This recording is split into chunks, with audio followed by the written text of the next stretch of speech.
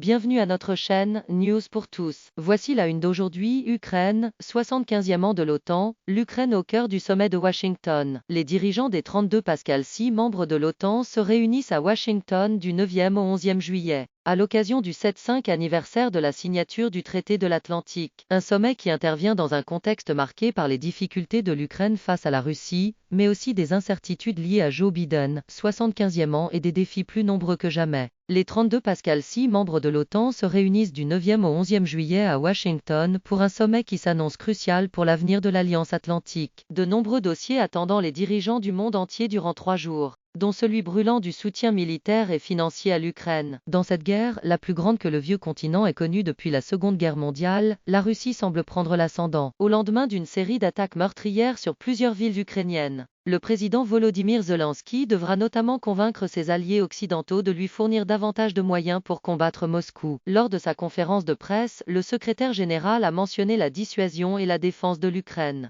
ainsi que les relations avec les partenaires de l'OTAN dans la région Indo-Pacifique, comme étant les 3 principaux sujets du sommet, explique sur France 24e Mark Weber, professeur de politique internationale à l'université de Birmingham et membre associé non résident au collège de défense de l'OTAN à Rome. Mais l'Ukraine est de loin le sujet le plus urgent et restera au centre de ses préoccupations tant que la guerre persistera. Que demande l'Ukraine ? 2 ans après le début de l'invasion russe à grande échelle, la situation sur le champ de bataille se complique pour les Ukrainiens. Avdiivka, une partie du village de Tchassiv Yar, à quelques kilomètres de Bakhmout, les forces russes multiplient les petits gains de territoire, causant de lourdes pertes humaines à l'armée ukrainienne. Le président Volodymyr Zelensky plaide depuis des mois pour le renforcement des systèmes de défense antiaérienne nécessaires, déjà alimentés par les États-Unis, l'Allemagne et les Pays-Bas. Il réclamait 7 systèmes Patriot américains supplémentaires, un vœu exaucé dès l'ouverture du sommet. Dans une déclaration commune, plusieurs pays de l'OTAN, y compris les États-Unis, ont confirmé l'envoi de 5 systèmes de défense, parmi lesquels 4 batteries de missiles Patriot. Ce système de défense solaire, conçu aux États-Unis, est particulièrement efficace contre les missiles balistiques russes. Le 5e système est une batterie de SAMP-T, un système missile franco-italien que l'Italie s'était déjà engagée à fournir. Seule nouveauté, la batterie de Patriot offerte par les États-Unis, qui s'ajoute aux promesses faites précédemment à Kiev. En plus de mieux protéger les civils et les infrastructures du pays, ils permettront de garantir la sécurité de la flotte d'avions de combat américains fin 6 qui doit arriver dans quelques mois. Pour Kiev, la maîtrise des airs est indispensable pour inverser le rapport de force sur le front et relancer la contre-offensive aux résultats plus que mitigés de 2023e. Merci pour votre visite à notre chaîne, News pour tous. Veuillez vous abonner, aimer et partager notre chaîne. Merci, on se revoit à bientôt.